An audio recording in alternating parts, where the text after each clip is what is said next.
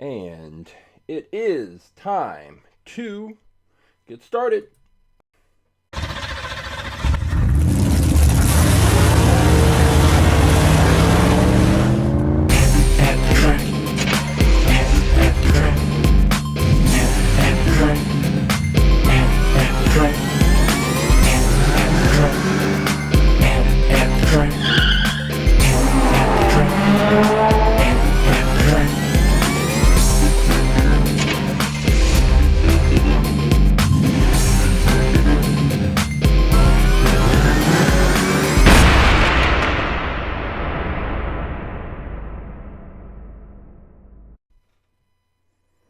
Hey, welcome to At the Track Live. My name is Coach James. I am the creator of and lead instructor for All About Aerodynamics. What is All About Aerodynamics, you ask? Glad you asked. Even if you didn't ask, All About Aerodynamics is a science program where I use Hot Wheels cars to teach kindergarten through 6th grade students about a range of science and physics-related topics, including but not limited to friction, force, aerodynamics, drag, lift, Isaac Newton and his 3 laws of motion: kinetic energy, potential energy, elastic force.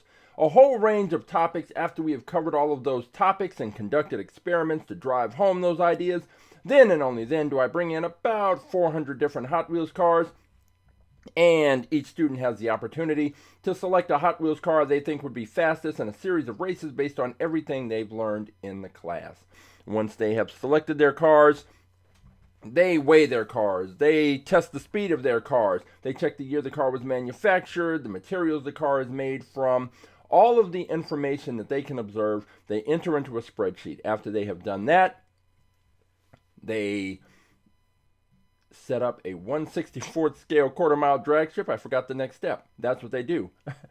They pick the cars, they observe everything about the cars, they set up a 1/64th scale quarter-mile drag strip, and then race the cars. We have a little tournament. They observe how their cars perform. Did their cars perform up to or below their expectations? And if they had the opportunity, would they select that car again, or would they make a different choice based on everything that they have observed? In the end, we have fun with Hot Wheels cars, and we learn science. What could be better?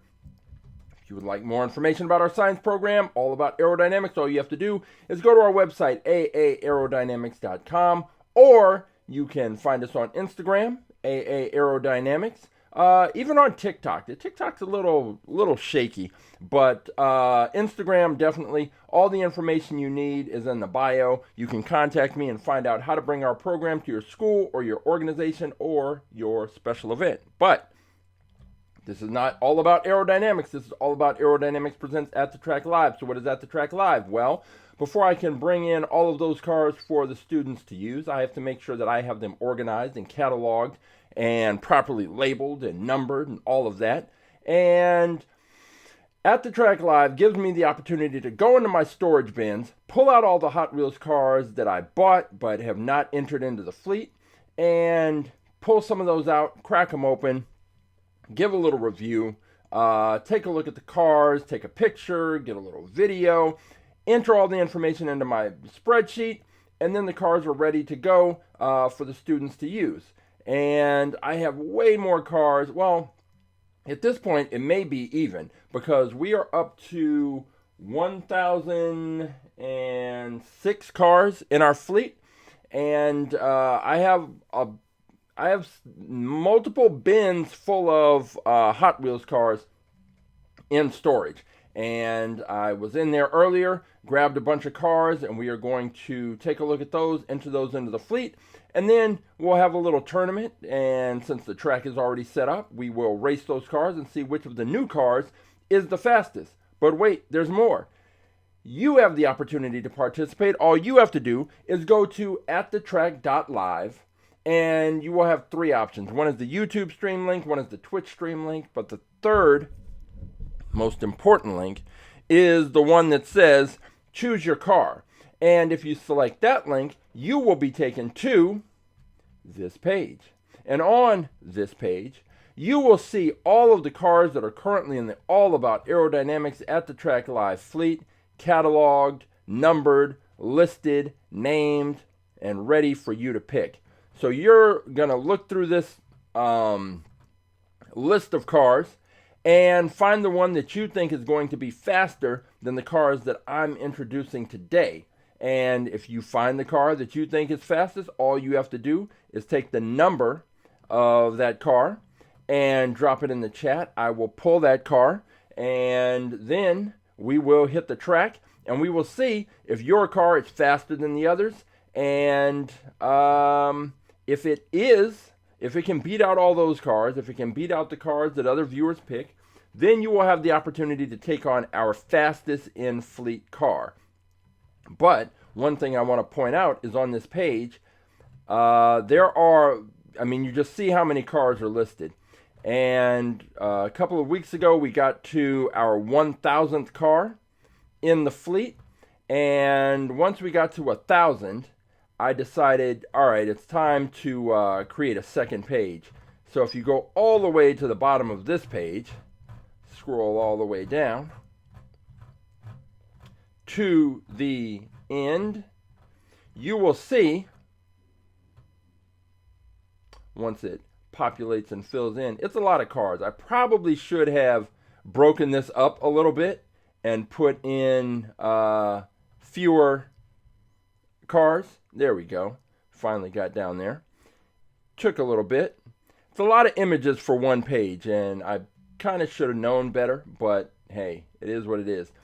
So we got to our 1,000th car, which is this one, the Flash car, and it won the tournament but could not beat our fastest in fleet car at the time, our champion, which was the RD09. And you see now there is a page 2 that's been added, so I can go ahead and click on that. And now I'm on page 2. And with page 2, we can see the cars that were introduced last week. And among those cars is this one, number 1004, the Hot Wheels Roll Cage. This car was the first car with these off-road tires to actually do well on the track. And it did beyond well. It took out the RD09 and became our fastest in-fleet car. I had pretty low expectations of this, mainly because of the back end of the car being so narrow. I thought that with that small point of contact, it was probably not going to be a situation where this car got a good launch. And we've never had a car with those off-road tires do well. But it turns out that when I think back, most of the cars that have had the off-road tires have been trucks. And with trucks, there's a whole other set of issues that come along with that. And if they have those off-road tires, typically they're bigger, kind of beefier trucks. And that just doesn't always translate into good speed on our track. And so we have the Hot Wheels Roll Cage, which was not only the first car to, with these off-road wheels, to win a few races. It won the whole tournament and became our fastest in-fleet champion. So, if you happen to pick a car that can beat out all the other cars that are introduced today, then you will have the opportunity to take on the Hot Wheels Roll Cage and see if the car you pick can become our fastest in fleet. We are up to, as you can see, 1,006 cars in the fleet, which was a pretty big deal. We started at the track with about 450 cars, and that number just continued to grow and continues to grow every week. And we are going to introduce even more cars today and find out which car is going to be the one to challenge ultimately the Hot Wheels Roll Cage. So we have a couple of viewer picked cars already in the mix, but again, if you want to pick a car, all you have to do is go to AtTheTrack.live, select the choose your car option. You'll be taken to this page. Well, you'll actually be taken to the first page. If you want to get to this page, you got to scroll all the way to the bottom and hit that page 2 icon. And once you get here, you can click here and you can go right back to page number 1 and check out the cars. You're going to you probably want to get in there a little earlier. Let this page load up because, again, there are over 1,000. There are 1,000 cars on this page, so that's 1,000 images on this web page, which is a lot of cars. And so as you scroll down to the bottom, you might have to wait a second for it to finish filling in, but it will do it. And you can check out the cars. We have cars from the 70s, 80s, 90s, 2000s, and some cars that are pretty fresh into the Hot Wheels lineup. We have cars, trucks, SUVs, character cars. We have race cars. We have a hot dog car.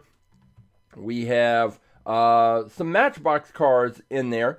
In the last few months, I have started to pick up some Matchbox cars that I thought maybe had a chance to do well.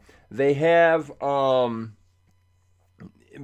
especially in my area, I go into the stores and a lot of the Hot Wheels cars are the same cars. And so it's kind of led me to start looking at the Matchbox cars. And the problem is that we've found that the Matchbox cars typically just aren't as fast as the Hot Wheels cars. They just don't keep up and they just aren't as fast. And I don't know why. I haven't figured out why exactly that is. Mattel makes Hot Wheels cars and Matchbox cars, but there has to be something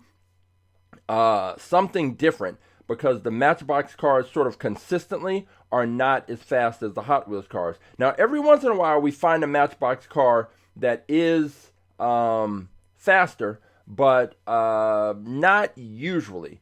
So with the Hot Wheels cars, I'm always looking for new ones, and if I can find some, I will introduce those into the fleet. But until then, I will just stick to, I've got plenty of cars in storage to go through, and that's the original point of At The Track Live, was to go through storage, find those cars, and introduce those into the fleet. And we are going to do that today. Hey, Virgo, rough shots on the, yeah, no problem. We will be here. And let's see. I grabbed a bunch of cars out of storage and gonna flip through those. And I'm starting to get to a point where we are having duplicate cars. And I go into storage and pull out cars, and it turns out that we've already introduced those into the fleet at some point, some other version of that car, or maybe sometimes the same car. And I don't really want to have duplicates in the fleet, so those cars get sent to the prize bin, which are cars that students get to pick from if they win a game or answer a question or have good citizenship, things like that.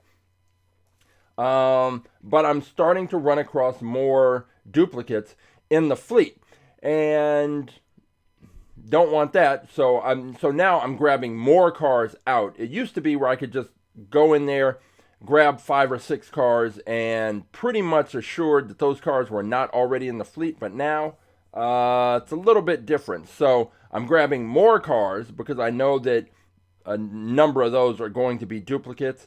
So we will see how that works out. But I was looking through some other cars. There's always some loose cars hanging around. And I was going through those and found one that I was kind of surprised that it wasn't already in the fleet. And I am going to double check just to make sure that I am not, I didn't make a mistake the first time around. Because it's a very unique car. And I don't know why it's been open, but it hasn't been introduced into the fleet. And it is this car, which is I showed it on Wind Tunnel Wednesday, which is a show we have on YouTube, Twitch, and Instagram on Wednesdays at 4 p.m. Pacific, where we take these cars and put them into the Winsible, the 1/64th scale wind tunnel made by Funtech Labs, and we see how the air flows over, under, and around those cars, and we can get an idea about how much drag will impact these cars when they are racing. And it's a little more science-y approach to Hot Wheels racing, but we do that on Wednesdays. Anyway, this car was loose, so I put it in the wind tunnel. We took a look at it, and it is this one. Let's switch over here. It is the Turtoshell, which is this turtle-themed car. And I mentioned on Wednesday that this car reminds me of an old Bugs Bunny cartoon character. And Bugs Bunny was racing this turtle. It was a tortoise and the hare race. And every time there was always some issue. And in one, the turtle had an engine underneath his shell, and this is what this car reminds me of. And I don't know why it wasn't already in the fleet. And as a matter of fact, while it's spinning around, I might as well get my video. Gotta get the video. Lock in.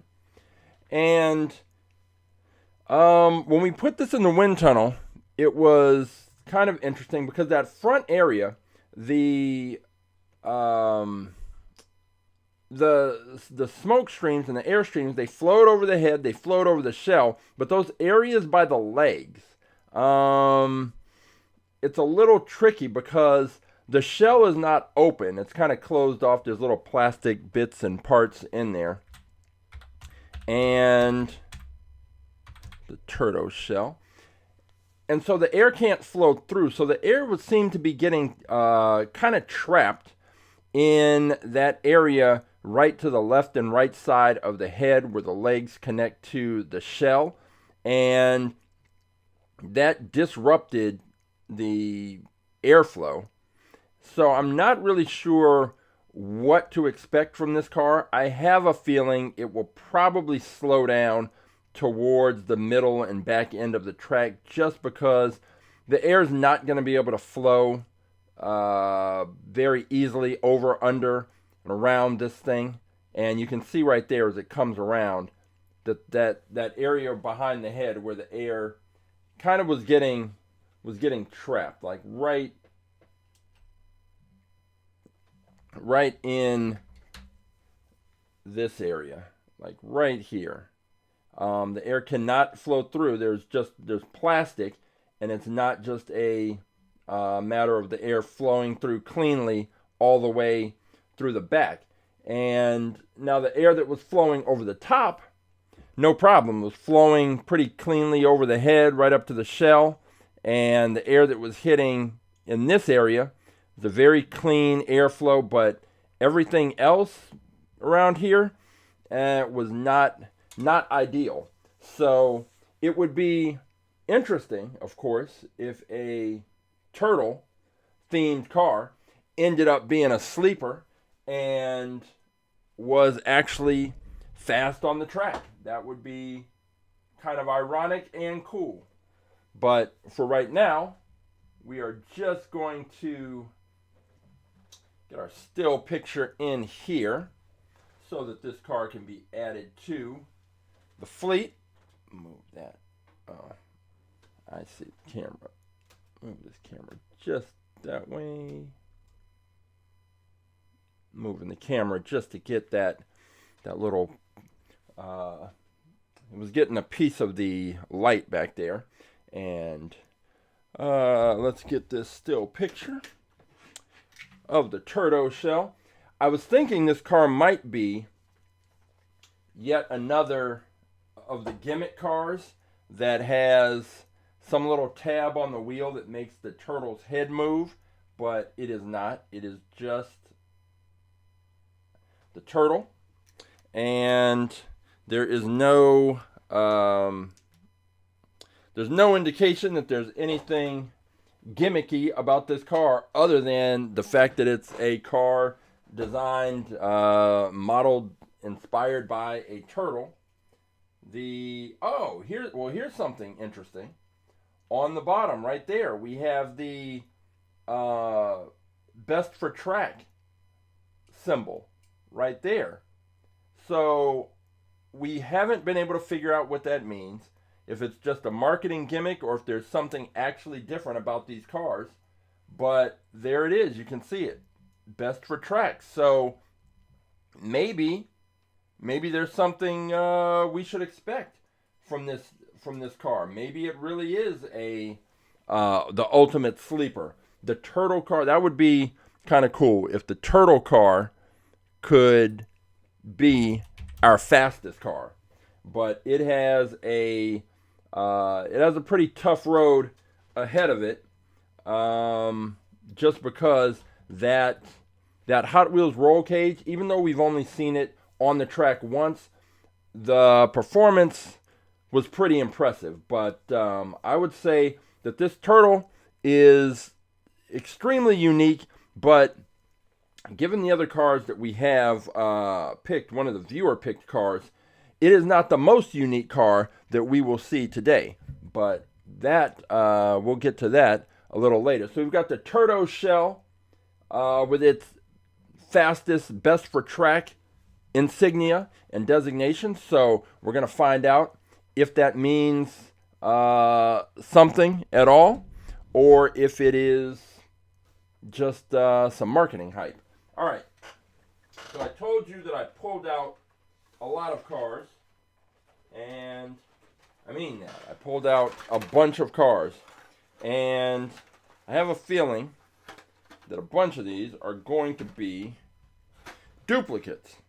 So let's check out the first one, which is it's a pickup truck, but it's kind of small. It's this 69 Chevy Pickup.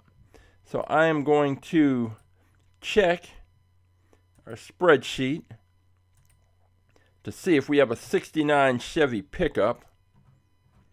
69. It's a 69 Chevelle.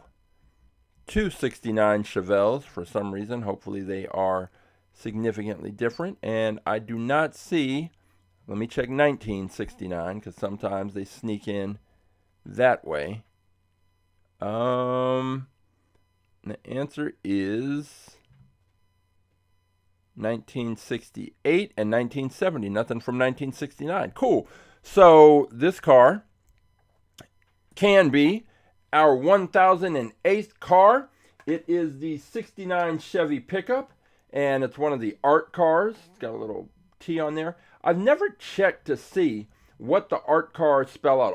So Hot Wheels has a line of every series of these art cars, and they have pretty colorful artistic designs to them, and there is a letter on top of the car. In this case it's T, but I'm sure I could look online, but I've never put the cars together. I don't even know if I have all the cars from one art series, and I don't know what word they spell. But here's something that I just realized I forgot to do. The weight of these cars. So an important factor to consider. So the Hot Wheels roll cage, which you can't see because it's green, but believe me, it's here between my fingers. The Hot Wheels roll cage weighs in at 28.6 grams, which is pretty light by the standards of the cars that typically do well on the track. Usually those are between 32 and 36 grams, but it's not a hard and fast rule. The Turtoshell is weighing in at 28.6 grams as well. So we have two 28-gram cars. Let me just double check, make sure I didn't tip the scales in any way. 28.7. So two 28-gram cars coming in. So maybe that Turtoshell, maybe there's something to it. Maybe it really is best for track. We're going to find out. All right, the 69 Chevy Pickup art car. Let me crack this open.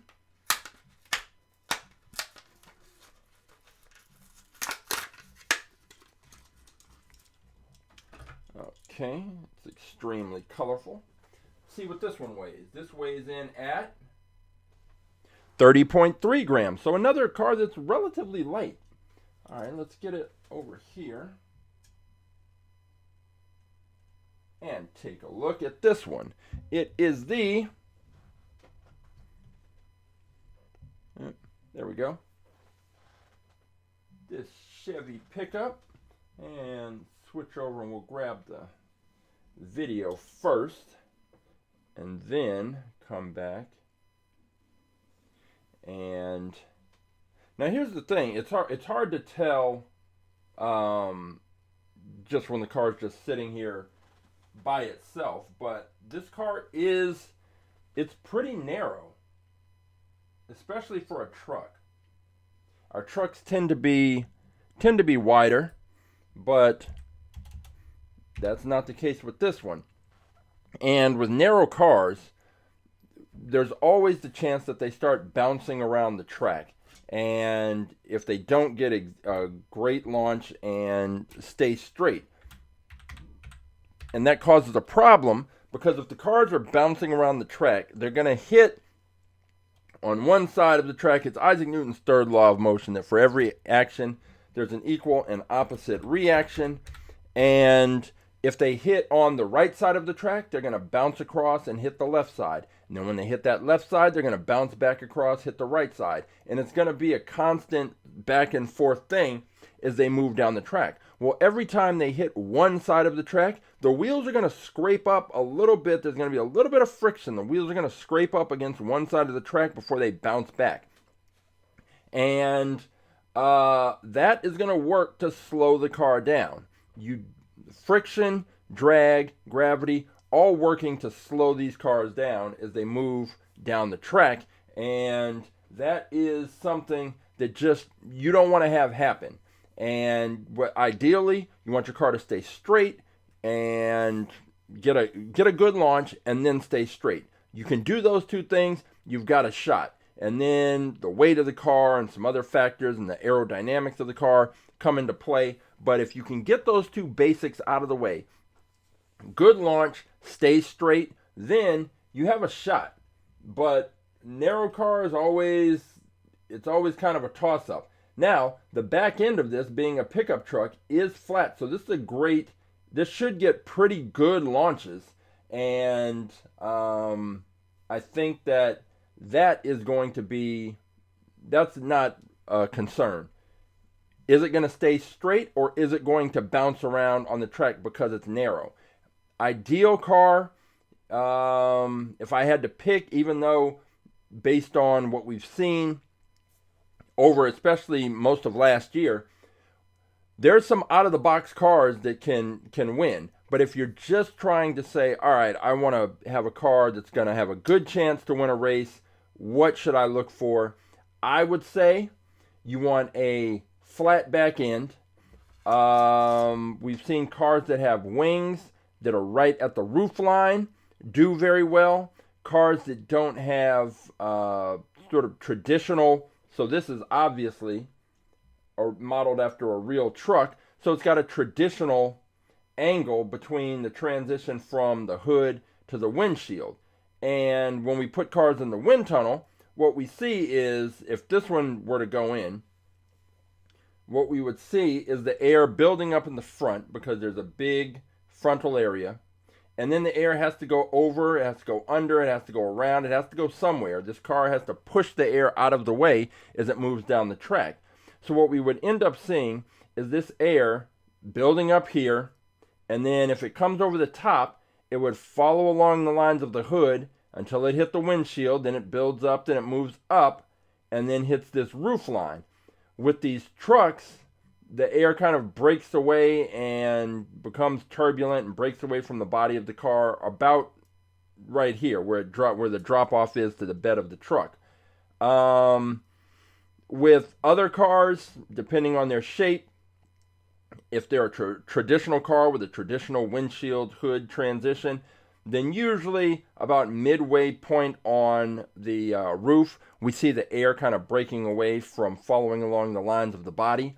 And when that happens, you're changing the pressure and creating a situation where you're going to have a pressure differential between the front and wherever that air is breaking off, and that's going to slow down the car's forward momentum. And that's not what you want to happen in a race. you want to maintain your forward momentum. So with this one, I think that even if it gets a good solid launch, even if it's able to stay straight, I think the aerodynamics are gonna, and drag, are going to get this thing in the end. But we will see. That is why we race the cars, because you just never know. So let's go ahead and set up to get the still picture and zoom on in here to this, a little too far, to this 69 Chevy Pickup. And it is very colorful. Usually I don't like when the wheels have two different colors, but in this case of the art car, it kind of, I see the theme and I see what they're doing, so I don't mind it so much here. Turn this card just a bit. There we go. Let me grab my fill light. Drop that in there.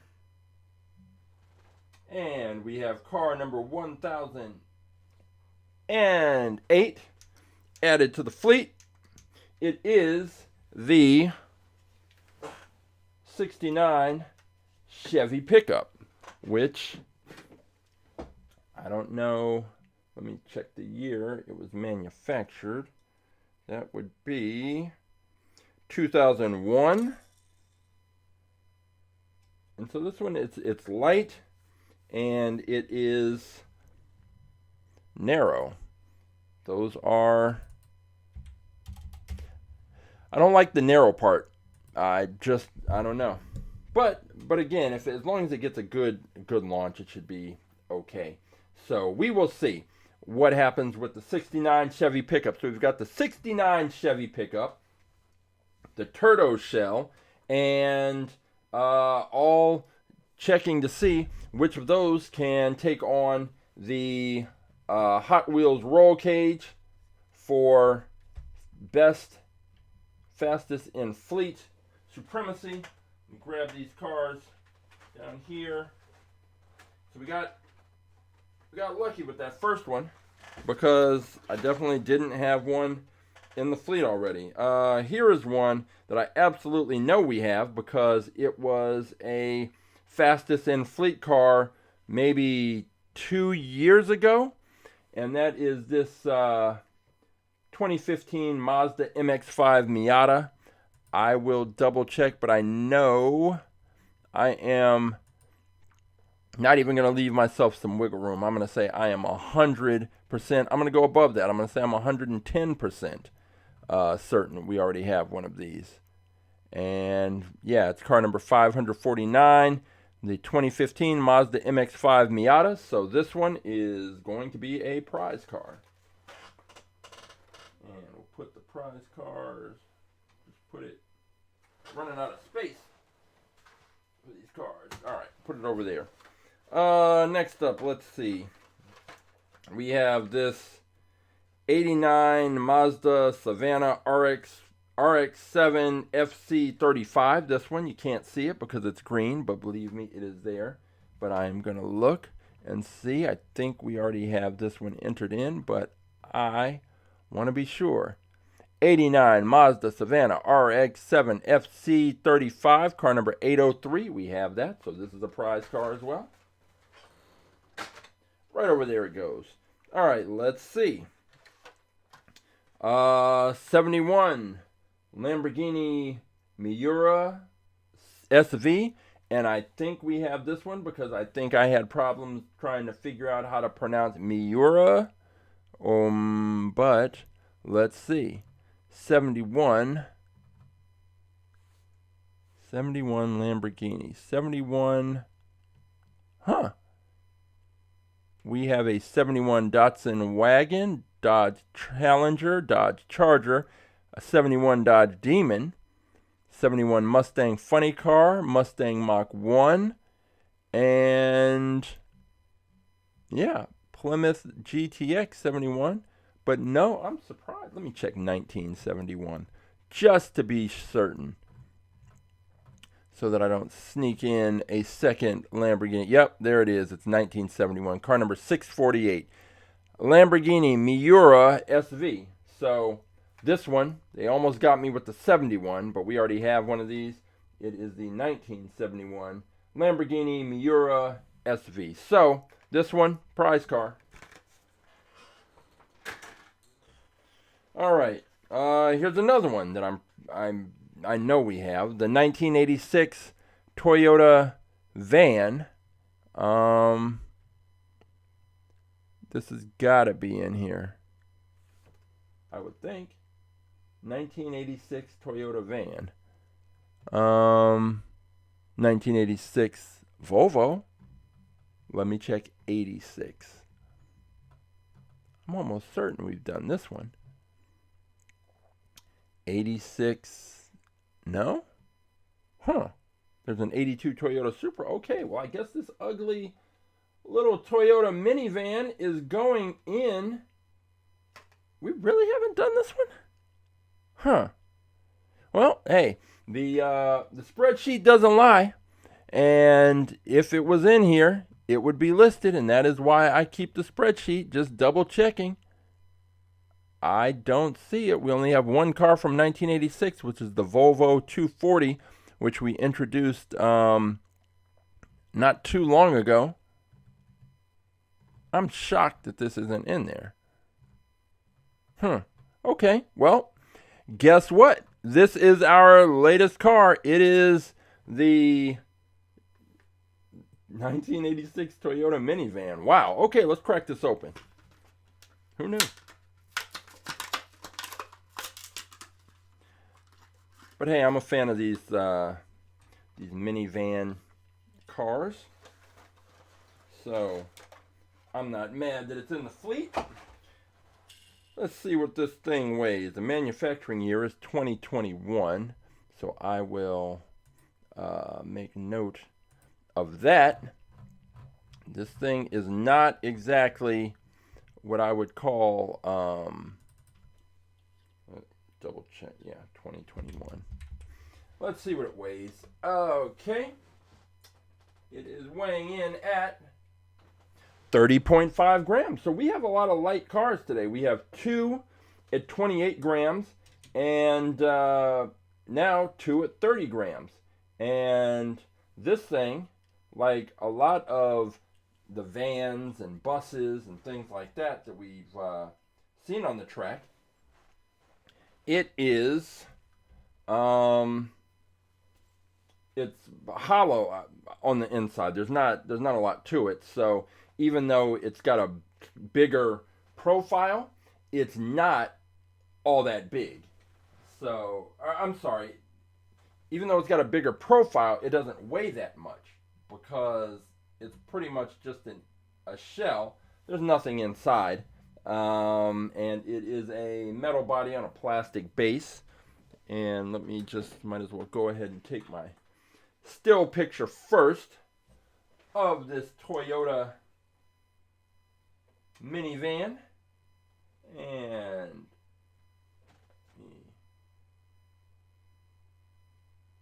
1986 is in the house and in the fleet. So let me get that video. We'll take our 360-degree look at this thing and see if we can see anything about it that gives us hope that this might be another potential sleeper car. I'm not necessarily seeing it, but just because I don't see it doesn't mean it isn't going to happen. This is car number 1009. Can't believe we're already at 1,000 plus cars. The 1986 Toyota van. Now, it's got a huge frontal area. It does have that angle to it, which it'll be interesting just to see this in the wind tunnel. We kind of know what's going to happen, but they put the little Toyota logo on the back, little Hot Wheels on the license plate, colored the tail lights. I like that. Um, but even though that front end is angled, or the windshield and all of that, it's still a huge kind of frontal area, and that this van has to push through the air, and that air, in all likelihood, and it's got that huge bumper. The air is going to push up against that, and it will have to flow over, under, and around. And I just don't know that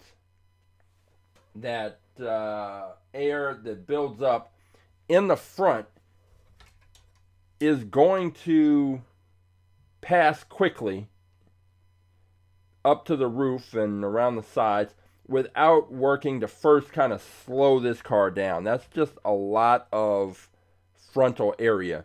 And I think we saw it last week with the Kowloon Hypervan. Similar setup, except there wasn't as much angle. It was just pretty much a straight up and down situation, and that car didn't do very well. Now, it did better than Grogu. Everybody's done better than Grogu, but nevertheless, it didn't do very well.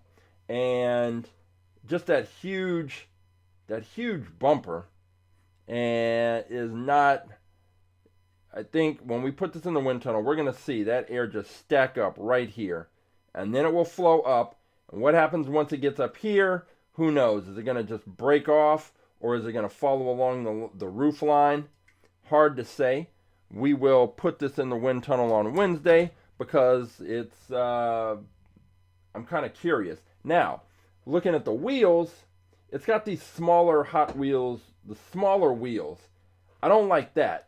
I wish it had, at the very least, standard Hot Wheels wheels. I don't know why I have this a bias towards those particular wheels, these smaller wheels, but I think it's because we haven't had a car that's done well with these wheels. But then again, we hadn't had a car with off-road wheels do well until we did. We hadn't had a car with disc wheels do well until we did. So maybe this will be the first car with these smaller wheels to perform well.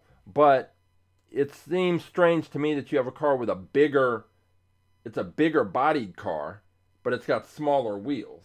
I would think the bigger the car, the bigger the wheels, but apparently that is not the case. So we have the 1986 Toyota van here, and that has been entered into our fleet and is car number 1009. And we will see what other cars are going to accompany this one. So we've got an odd little mix today. We've got the Turtoshell. We've got that 69 Chevy Pickup, which is, that's not odd. And then we have that 86 Toyota van. So it's an interesting lineup, interesting mix. But there are more to come. Let me grab these cars. See what we've got here.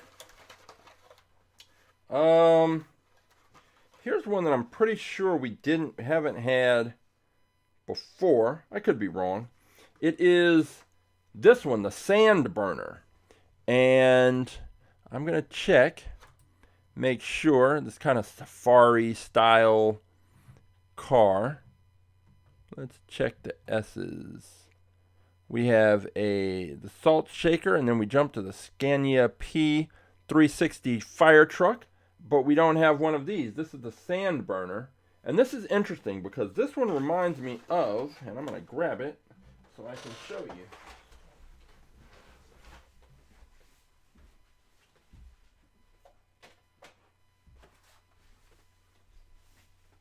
This Sand Burner car, this one right here, it reminds me of this one, which is the Hot Wheels Ultimate Challenge winning car, which was a program that was on, I think I watched it on Peacock, and they had different people come and they worked with these designers and fabricators, and they created modified cars to make them more Hot Wheels like real cars, and the car that won would get converted into a Hot Wheels car. That's this one. And I watched the show, and then they said, oh, if you like scan this code, you can pre-order the winning car when it comes out. So I did that, and months later, maybe almost a year later, this came out, and this was it was the Rally Resilience Nissan Skyline R33. So they took the Nissan Skyline, turned it into a rally car, and this is what you got. Well, this sand burner, similar car. Now this one, the only reason I haven't opened it up and taken it to the fleet is because I believe these are rubber wheels. They may be, they may not be. I think they are. So I haven't opened this one up, but this one is pretty close, kind of similar. Both rally cars. This one, the sand burner, does have a wing. They've got the tire up on top, which I guess is mandatory for a rally car. So let's go ahead and open the sand burner and see what we've got.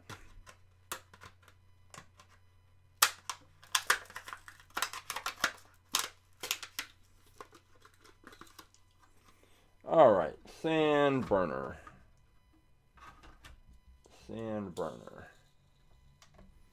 And it's weighing in at 31.4. So we still haven't cracked the 32 gram range today, which is interesting. This one, get it up here. It's kind of interesting in that it's got like a version of the off-road wheels.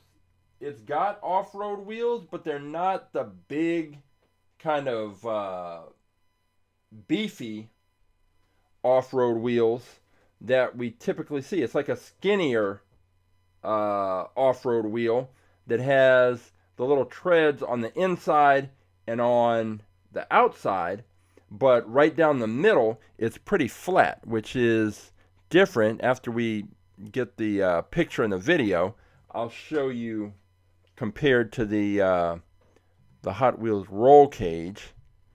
And this is the sand burner, and it has the wing right up at the roof line, something that I mentioned a little while before. And if they had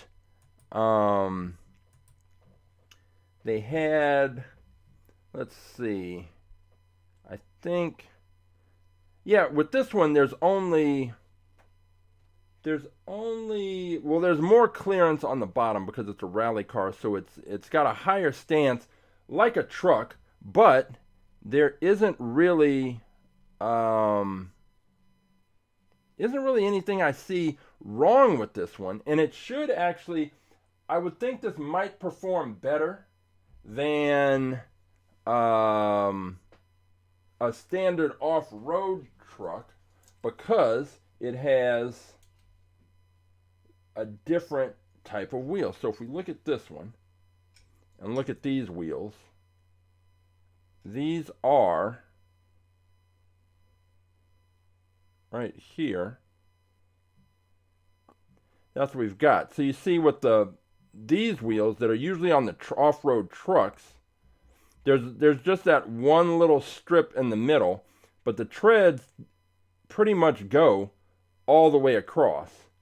With the, turn this upside down. With this one, these wheels,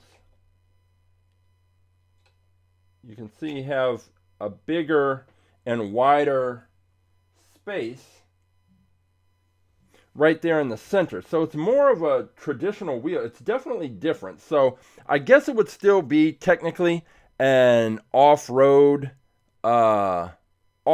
car, but not exactly with the same off-road wheels that we've seen from some of the trucks and some of the other off-road vehicles. So be interested to see how it performs, and we will. And the weight isn't bad either. Let me check the manufacturing year, 2020, and we are going to add that into the spreadsheet, 2020, and there we go. The sand burner, which is car number 1010, 1010th car. So let's see, we've got the Turtoshell, the the 69 Chevy Pickup, the 86 Toyota van, and the sand burner. Let's grab some more of these, see what else we've got to add in here. There is the, well, I guess we can go with this. We have the 70 Dodge Charger, which is from the Fast and Furious collection. And I know we have a 70 Dodge Charger in there, but this one has the off-road wheels like the Hot Wheel, like the roll cage. So if I go ahead and check, let me see. Let's see, sort A,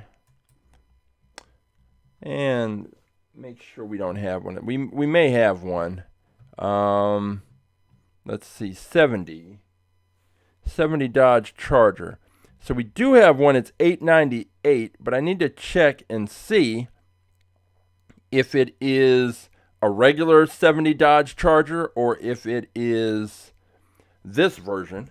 So let's go ahead and take a look. It's car number 898. So we've introduced it. It's been recent, relatively recently. Car number 898. There are 1,000 cars listed on this page, and we have 898. Okay, so we do have a 70 Dodge Charger, but it's a standard car with the faster than ever wheels. This one is different. This is this Baja Blazer series, and this is from the Fast and Furious set.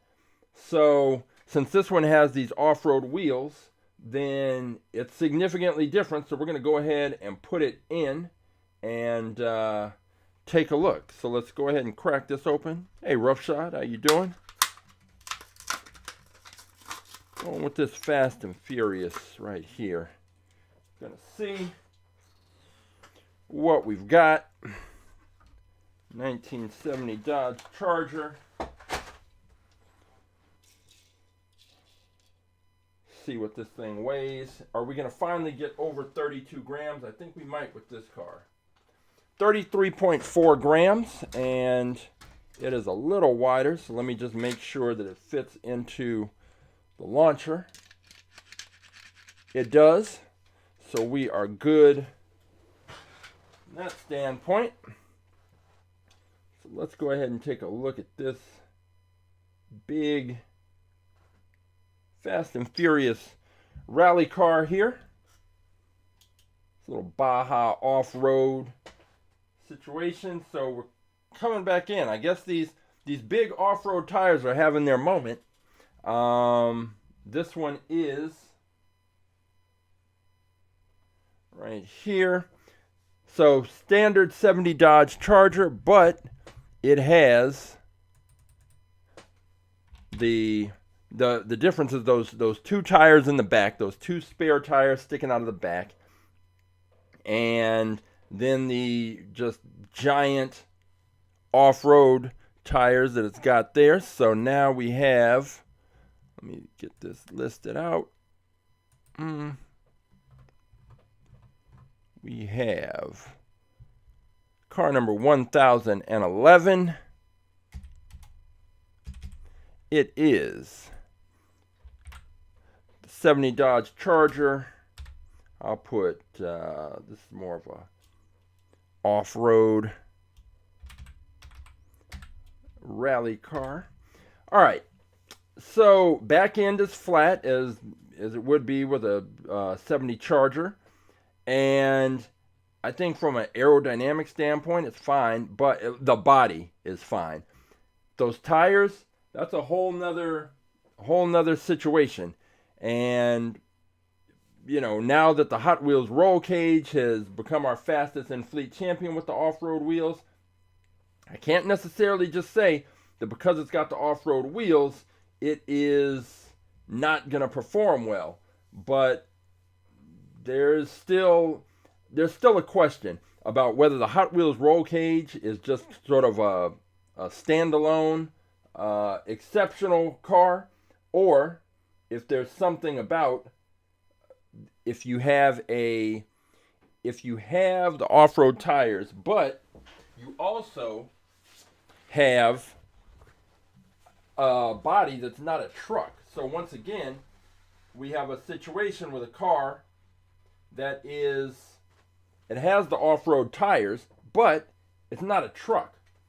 And because it's not a truck, it has different aerodynamics. It has the weight. It's a little bit different than what we would expect from the truck. So maybe if this car does well, then we'll have to look into that. You can have off-road tires as long as you're not a truck.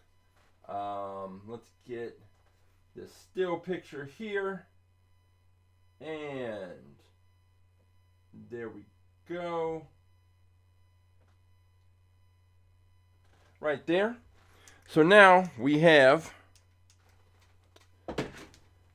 the 70 Dodge Charger, which is the Fast and Furious edition. The back of the package says there's a special feature. So I guess it's something. The special feature appears to be the fact that it's a little loose. It's got some like shocks type situation, so it kind of rocks back and forth a little bit, but nothing I think that should impact the car racing on the track. So we've got the 70 Dodge Charger. We've got the sand burner. We've got the 86 Toyota van.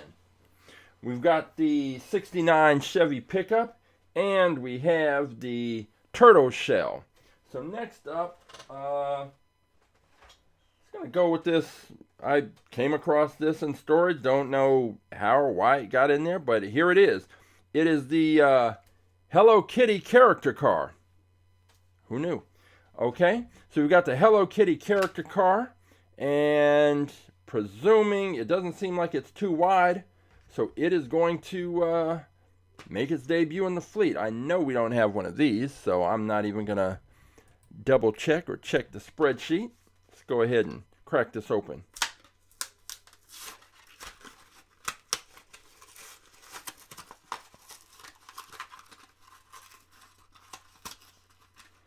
All right, the Hello Kitty character car. Let's go ahead and check that weight out. It weighs in at 36.7 grams, and not too bad, but it's definitely the heaviest car by far of the day. Let's take a closer look. This one, the Hello Kitty car, and I will get the still picture first.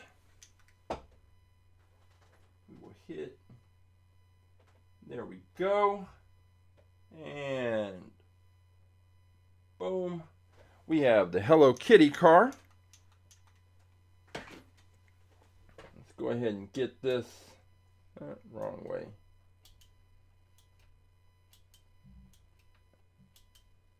I'm going to get these all spinning the same direction. And And this car, I think with the weight, I think it's going to have a tough time considering these other cars. Now, I have to say that we did have that John Force NHRA funny car that did very well on the track, and it was weighing in at 54 grams, which is crazy on this track, and it did well.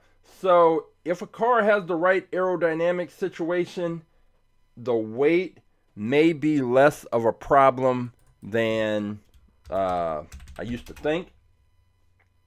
But still, if you're coming in, what we've seen other than that car and the Lamborghini Veneno from the week before that, if you're coming in significantly heavier than the other cars you're racing, usually it's not going to turn out well for the heavier car.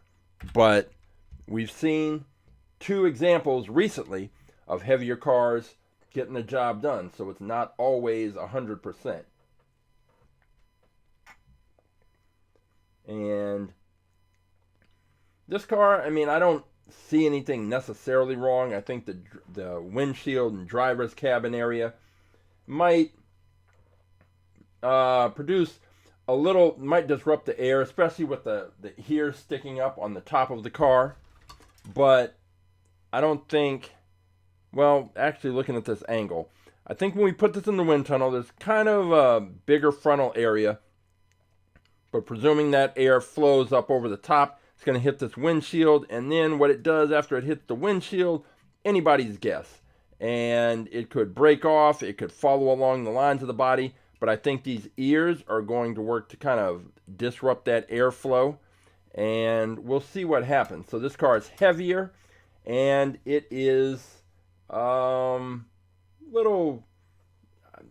it's not exactly traditional, but a little more, it's much more traditional than the Turtoshell, and it is going to be much more traditional than one of the other cars that Roughshod picked, which is this one. It is the Trexstroyer character car. Let's see what it weighs. 28.8. So we have another car in the 28 gram range, and this one is there you go. You got a T-Rex head and arms. The thing that's going to be interesting is with this tail, what kind of launch does this thing get based on this tail? And pressing up against the launching block, what we saw is that the launching block, actually, this tail sticks up higher than the launching block. So the launching block is actually going to be touching the car just under the tail, and that's where it's going to get the push. It's not going to be close enough to touch up against the body. It's just kind of wedged right under the tail. So that's where the push is going to come from. And after that, I don't know. Is this car going to bounce around? Is that push going to be significant, or is it really going to work out? Now, if this car didn't have the tail, and it was just this flat back end, this part pressing up against the launching block, then I'd have a little more confidence. But I'm not sure what we're going to see, what we're going to get. I think when we had this in the wind tunnel, it wasn't bad. It wasn't bad at all. It was definitely, the problem wasn't with the aerodynamics. The problem seemed like it was going to come in as far as the launch. Could it get a good launch? And not just one good launch. It has to get consistently good launches. If it wins a race, great. But it's got to, our races are 2 out of 3. So it's got to win 2. And then move on, win 2 more. So we're already up to at least a minimum of 4 launches. And out of those 4, how many are going to be perfect? So we will find out. And we have our cars lined up. So that's Roughshod's pick. And then Christopher he picked the Aston Martin Valhalla, which is this one here. Pretty traditional supercar. Has that same kind of a Lamborghini-esque kind of profile. We put this in the wind tunnel. Didn't see anything really wrong with this one. And other than, I believe that I don't know if it was this one. He had two Aston Martins he was considering. And one of these had an airflow that actually, the air hit the front and then it like just kind of broke away. There was it was kind of arcing up over the car. I don't know if it was this one or if it was the other one he was considering, but we're going to find out. I don't think we should have any problem with this car. And let me check the weight, see where we stand. It's coming in at 31.3. So it means that Hello Kitty car still is going to be the heaviest car. We've got two at 28, two or three. I think we might have three at 28 grams, a couple at 30, 31 grams, and then that Hello Kitty car is pushed up. That's up around 36 grams or something like that. So this is the lineup. We've got the Turtoshell, the 69 Chevy Pickup, the 86 Toyota van. We've got the Sandburner, the 70 Dodge Charger, the Hello Kitty car, the Aston Martin Valhalla, and the Trexstroyer. That is our lineup today to see which of those cars is going to be able to take on and possibly take out the fastest in fleet car, which is the Hot Wheels roll cage. And we will be hitting the track in just a moment. But first, just in case this is the first time that you are watching an all about aerodynamics at the track live race, this is what you are about to see. You are going to see our 3-camera view. The cars are going to start at the top of the screen on the left in the launcher. I'm going to give a countdown, 3, 2, 1, race. I'm going to hit the switch. The cars are going to come firing out of the launcher. They're going to go from top to bottom. They're going to pass out of the bottom of the screen on the left, show up at the top of the screen in the middle. They're going to go from top to bottom, pass out of the screen, the bottom of the screen in the middle, show up at the top of the screen on the right, our finish line camera. They're going to go from top to bottom, cross that finish line, and the winning car will be indicated with a solid red light. A solid red light indicates the winning car. A flashing red light indicates the losing car. And the race is the best 2 out of 3. The cars will switch lanes after each race, and the first car to take 2 races will win. If a car crashes and leaves the track, no problem. We just take that car, go back to the start line, reset the cars, and start the race again. If a car crashes twice consecutively, it is disqualified, because the car that crashes twice consecutively in exactly the same way probably has some issue that is not going to be resolved by just rerunning the race. So a car that crashes twice consecutively is out. And if a car crashes but doesn't leave the track, well, that's just unfortunate, because that means that car has lost the race, and there's not really much else to it. So we have our track set up. We have our cars ready to go. So all that's left to do is head on over to the track. So I will see you in 30 seconds.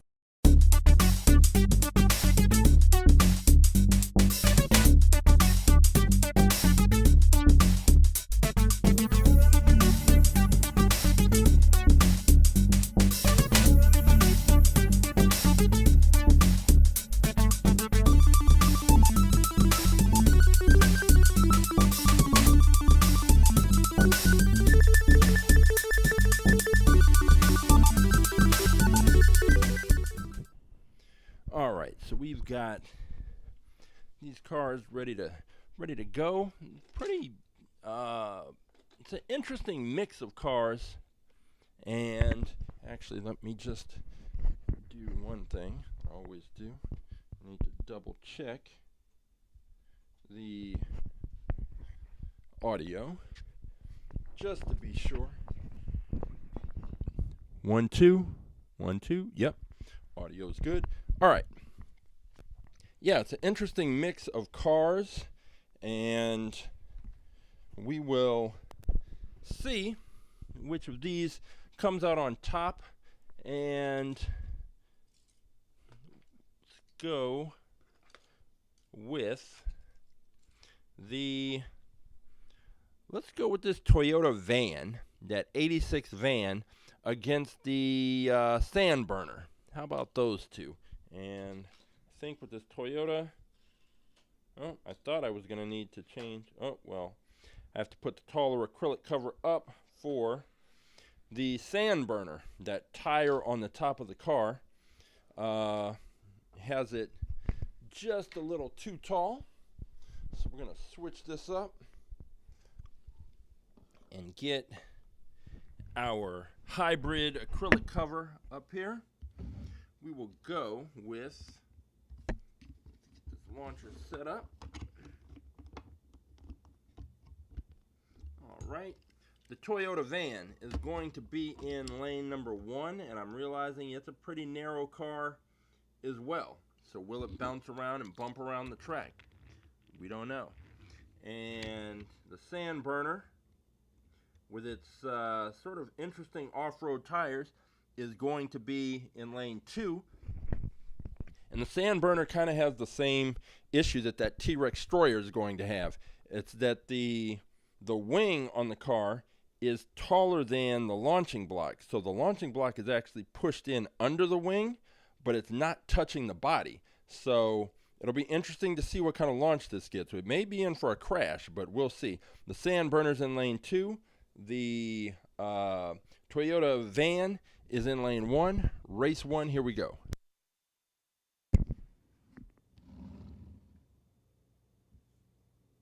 Three, 2, 1, race. It was a good race. Solid red light indicates that the winner is the Sandburner with its kind of hybrid off-road tires. And it's similar to it reminds me of the Matchbox cars that have the tread. It's basically the same setup where it has the tread kind of on the edges, but the bottom part of the wheel, the main part of the wheel, the tire is flat, and it ends up making this kind of buzzing sound as the car goes down the track. And I heard that with the Sandburner. So that was kind of interesting. We are going to switch lanes, put the Toyota van in lane 2. And by the way, it appears that the fact that the wing was pushed up underneath, or the launching block is pushed underneath the wing on the Sandburner, didn't seem to impact the launch that the car got. So looked pretty good. Sandburner lane 1 and Toyota van in lane 2. Race 2, here we go.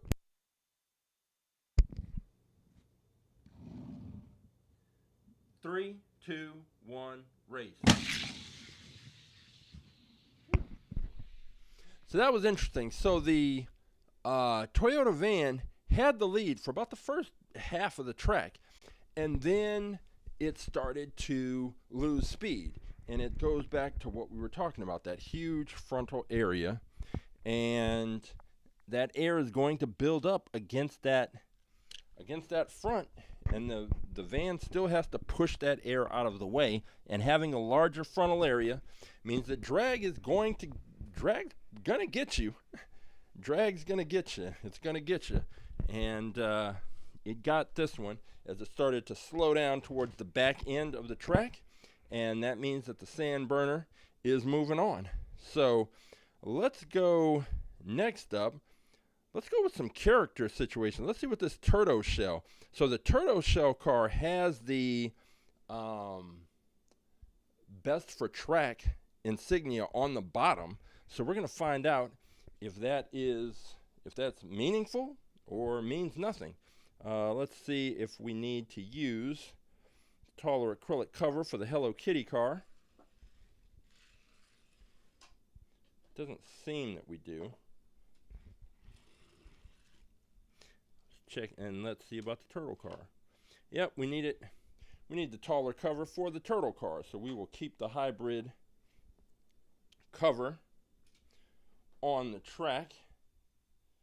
And the turtle car, Turtoshell, will be in lane number 1.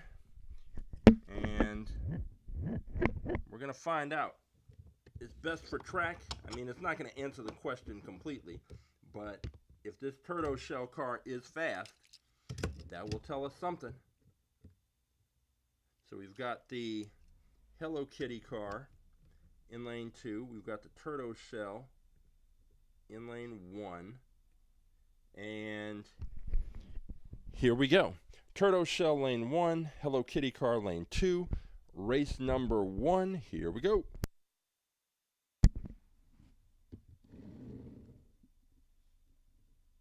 Three, two, one, race. Ooh, Hello Kitty taking that race. Those cars were moving. We've got some good speed on the track today. Hello Kitty car won that. Kind of close race, but not. I mean, the turtle car. I think the hope for the turtle car was that the Hello Kitty car would have the same issue that the Toyota van had, and that it would start to slow towards the back end of the track. That was not the case. And I think, as we pointed out, the turtle car has its own sort of aerodynamic issues with those openings at the front behind the turtle's head, and that the air can't very easily pass through that section. And that is going to work against the car maintaining its speed for a longer period of time. Although it's a quick track, so you only need to maintain your speed for a few seconds, but we'll see if I can get this Hello Kitty car to stay in place, lined up in lane 1. The Turtoshell lined up in lane 2. The Hello Kitty car is our heaviest car today. It's not extremely heavy, but it's heavier than these other cars. Hello Kitty's in lane 1. Turtoshell's in lane 2. Race number 2. Here we go. 3, 2, 1, race. Ooh. Hello Kitty said goodbye and took that race. The Turtoshell was moving, but that Hello Kitty car is fast. So we have the Hello Kitty car moving on. We have the Turtoshell car going into the garage. And we now have the Sandburner and the Hello Kitty car moving on. What's going to be up next? Let me grab this out of the way. We are going to go with the let's go with the we'll go with that Trexstroyer. The Trexstroyer against that Fast and Furious 70 Charger. And let's see if this 70 Charger, well, first let me check and see if these cars need the sort of elevated acrylic cover. Doesn't seem that they do. All right. Well, actually, let me check the.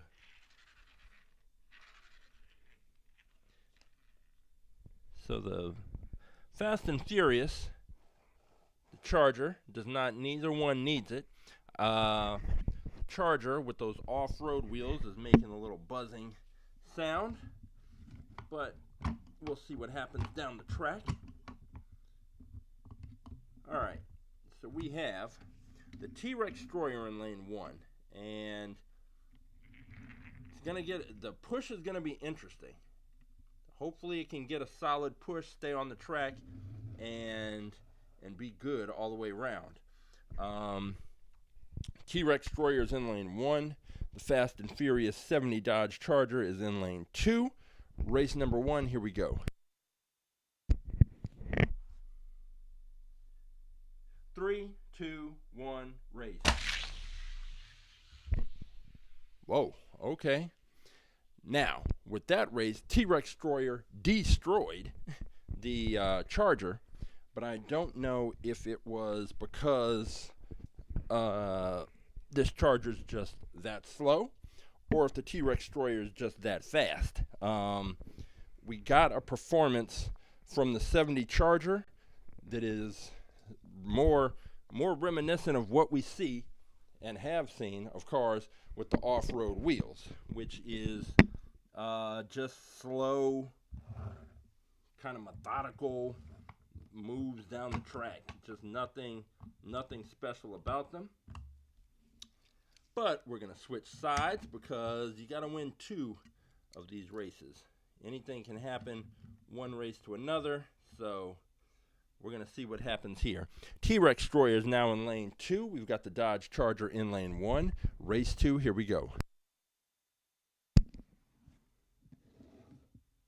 3, 2, 1, race.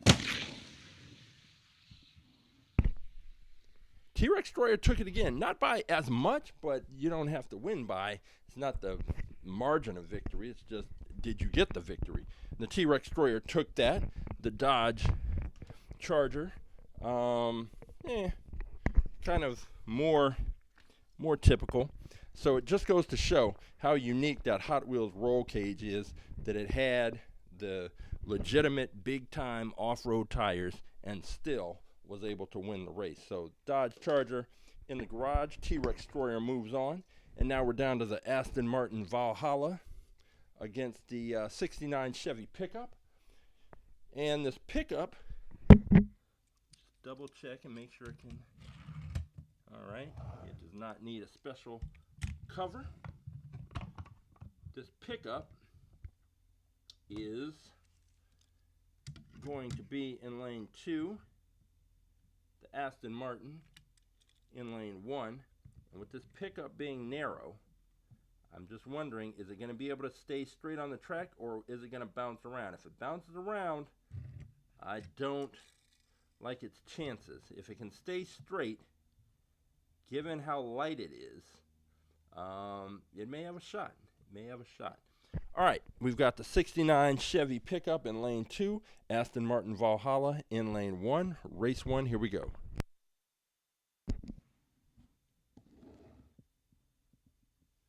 Three, two, one, race.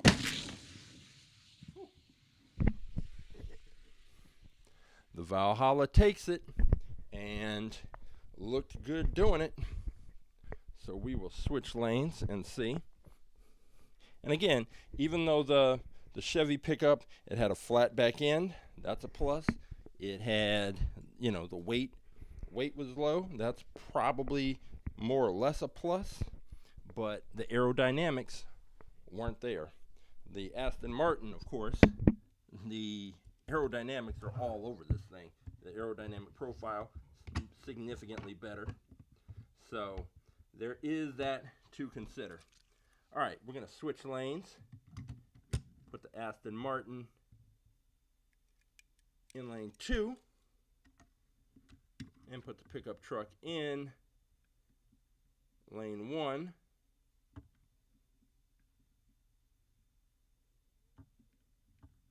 Get it to stay in place. It's got to be pressed up right against the launching block. That's important for all of these cars. And there we go. All right, so the 69 Pickup is in lane 1. The Aston Martin Valhalla is in lane 2. Race number 2. Here we go.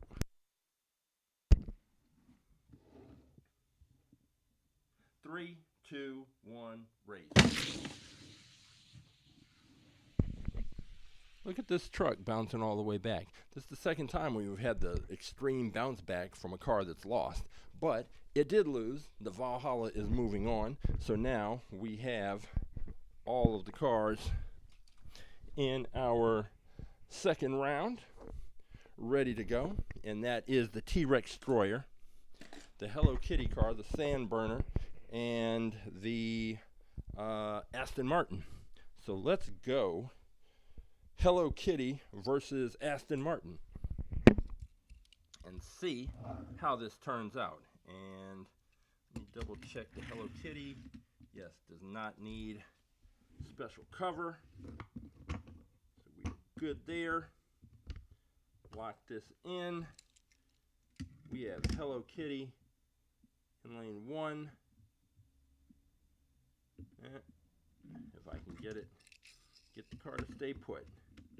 Sometimes the cars, they roll forward just a bit from the launching block. Can't have that. Aston Martin is in lane 2. Right there. Hello Kitty car.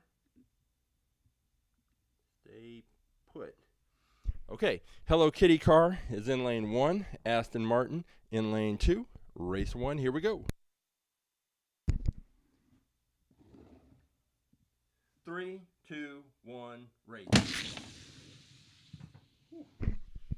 Aston Martin moving, and it just goes to show that you can't really judge how fast these cars are until they've had a few races, because the Hello Kitty car looked very fast in its first race, but maybe the car it was facing just wasn't fast enough.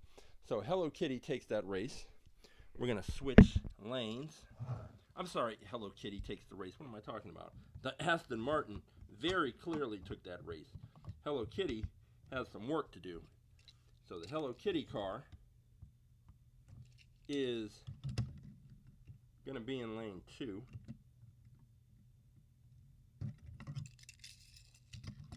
And let's get it just set in there. Hello Kitty car is a little temperamental. We got the Aston Martin in lane 1. Hello Kitty lane 2, Aston Martin lane 1, race 2, here we go. Yep, Hello Kitty car moved again.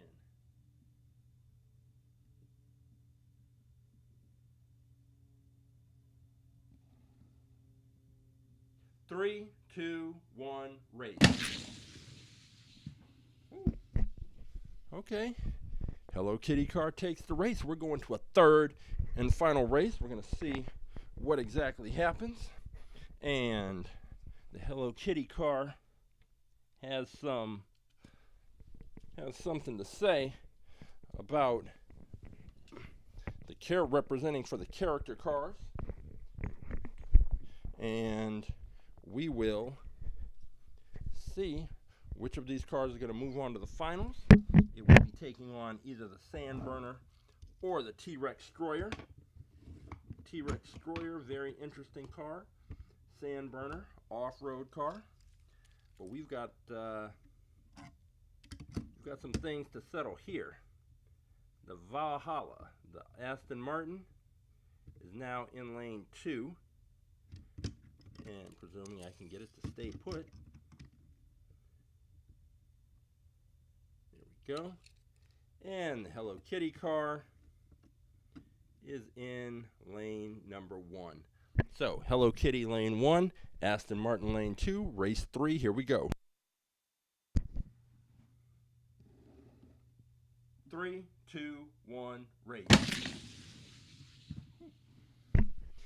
Aston Martin takes that, moves on to the final. That was Christopher's pick, and it is looking like that is maybe the car to beat.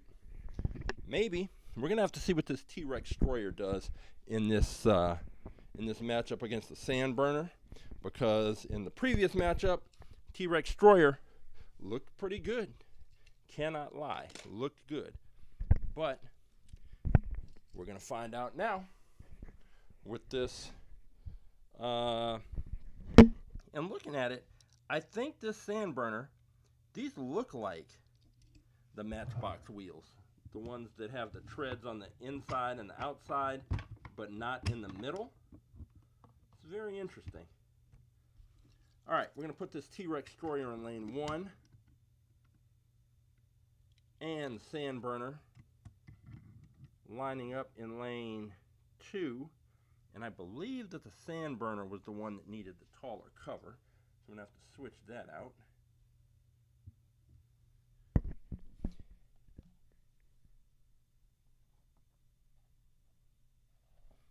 Okay, and we are ready to race. Sandburner lane 2, Trexstroyer lane 1, race 1, here we go. 3, 2, 1, race. Sandburner takes it with the off-road style wheels, and that is what we are going to be looking at. We might be having I guess I'm getting ahead of myself. Number one, it has to win another race. That's the first thing. Second thing is then it would have to beat the Valhalla. So we're a little ways away from having an all off-road wheel finals. Ooh. This thing in there. Woo. This thing's not holding in place. This track wants to go. Let's get it in there. There we go. All right, switching up sides, putting the Sandburner in lane 1, putting this Trexstroyer in lane 2. Race number 2, here we go. Trexstroyer needs to take it.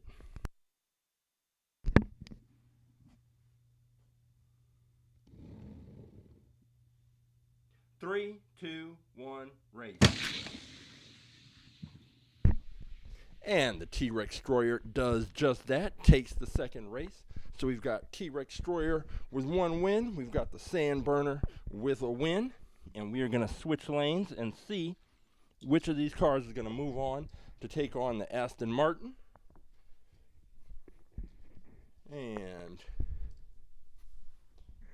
that would be, I think we haven't really seemed to have any issues with the Trexstroyer, which was my concern kind of coming into this, was that it would get weird launches and possibly crash because of the way that the tail barely pressed up against the launcher. And I expected unpredictable launches, and maybe that's what we've gotten. It just hasn't resulted in crashes, but maybe the race where it lost, it got a bad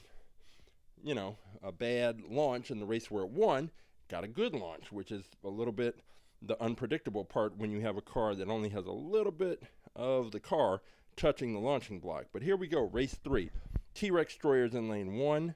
The Sandblaster is in lane 2.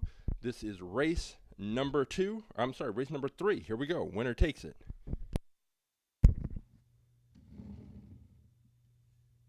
Three, two, one, race.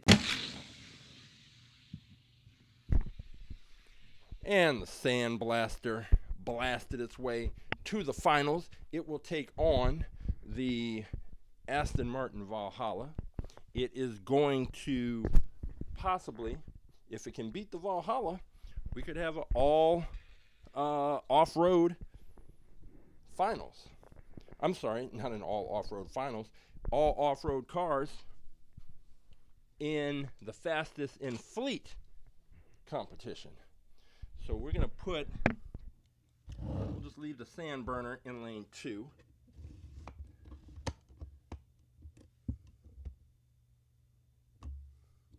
And set up the Aston Martin. I'm sorry, I kept calling this the Valhalla. Yeah, no, this is the Valhalla. Yeah. The other one was the Vulcan. All right.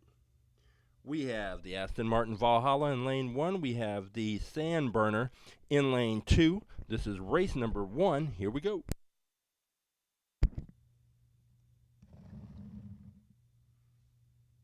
Three, two, one, race. Sandburner was out to a lead, but it started to slow down towards the back end, and the Aston Martin caught it, passed it, and beat it, and took that race, as you can tell from the solid red light. We're going to switch lanes and see if the Sandburner can come back and take 2 in a row, but it's going to be tough because the aerodynamics are what they are, and the Sandburner got out to a good solid lead, but couldn't maintain it. And that's the thing. The drag will catch up with you at the back end of this track. It's going to happen. So the good aerodynamic cars with good aerodynamic profiles tend to maintain their speed and end up doing much, much better. Okay, Aston Martin Valhalla in lane 2. We have the Sandburner in lane 1. Race number 2, here we go.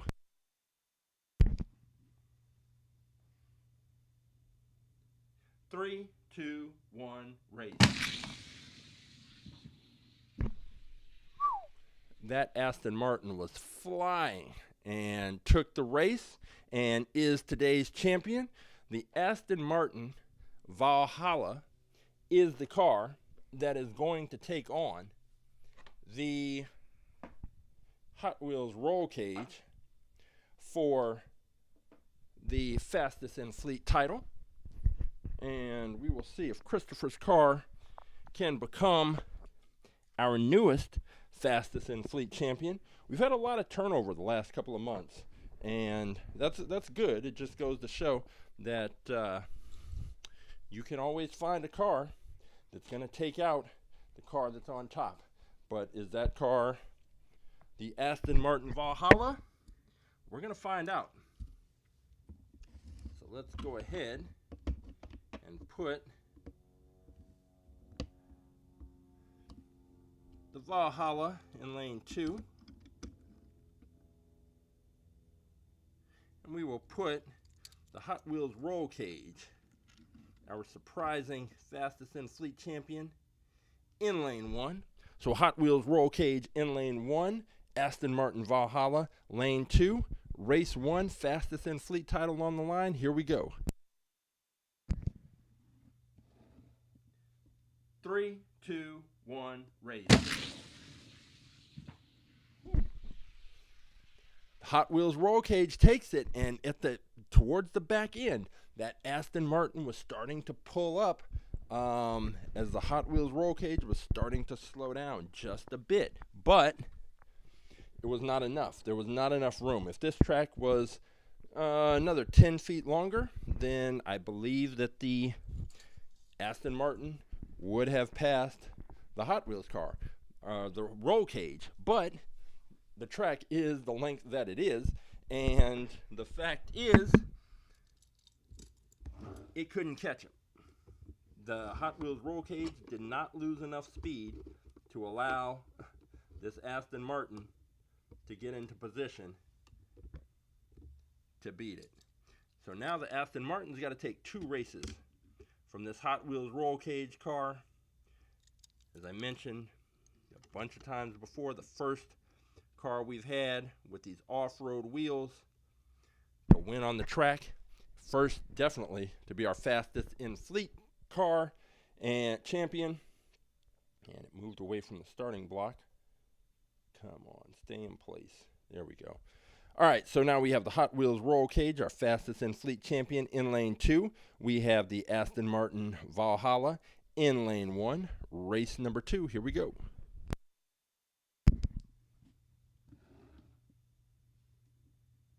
3, 2, 1, race. Hot Wheels roll cage beat it out, came back near the start line. It remains our fastest in-fleet car, and that is for the second week in a row. So I will gather up these cars, head back into the garage, take a look at the winners, the losers, and what is coming up next.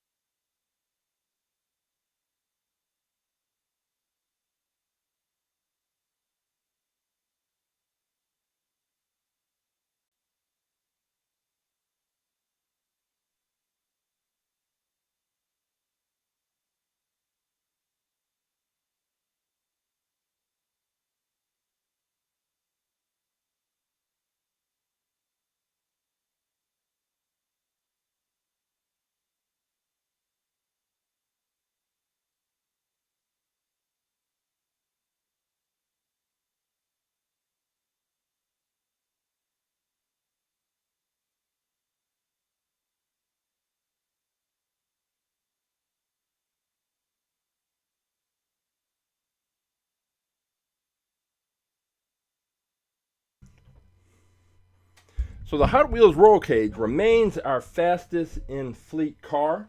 It is one of the most unique cars that we've had as our fastest in fleet car. I think the Dogfighter is probably the most unique, but this one is doing very well. Off-road tires don't seem to matter in that race against the Valhalla. You could see that it was slowing down on the back end just a little bit, but not enough for the Valhalla to catch up. We saw a different situation with that Toyota van. When that started to slow down, the car that was behind it caught it, passed it, and took it out because it started to slow down with about a third of the track to go. The Hot Wheels roll cage got to about that same point with about a third of the track to go. Started to slow down, but it didn't slow down enough to allow the Aston Martin to catch it. So it remains our fastest in fleet car. I think the fact that it is essentially a roll cage on wheels with so many openings, I think that there isn't really a lot to disrupt the airflow with this car. We've seen it in the wind tunnel. At the front, these openings, the air can just pass right through. It does get to the tires, which present their own sort of aerodynamic challenges. But as far as the body, there just isn't much to it. This roll cage design, you have the roll bars. There are no windows. It's wider on the side, so that's good on our track to prevent it from bouncing around. And the air can pretty much just pass through this cabin area. There are the seat backs that are there, but it can pretty much pass through kind of uninterrupted. And that is the same thing on the roof area. There's not really an issue with the air not following the hood, the windshield to the roof line because there's no windshield. So that's not going to happen. That's not the path that the air is going to take. And the air that hits right here, it's really just hitting this crossbar above the driver's seat and then just passing right through. So the question I always had with this car, I mean, it's only been 2 weeks, but was with this back end being so small and this being the only point of contact, what kind of launches would this car get? But the thing is that even if it gets a sort of sideways, an angled kind of push out of the launching block, because it's so wide, it's going to correct itself pretty quickly, and that's not really going to be an issue. It's not going to bounce around. If this car didn't have these sides sticking out like this, then it might very well just start bouncing around the track. But that is not the case with this one, and it's taken its off-road tires, the legit off-road tires, and turned into our fastest in-fleet car. The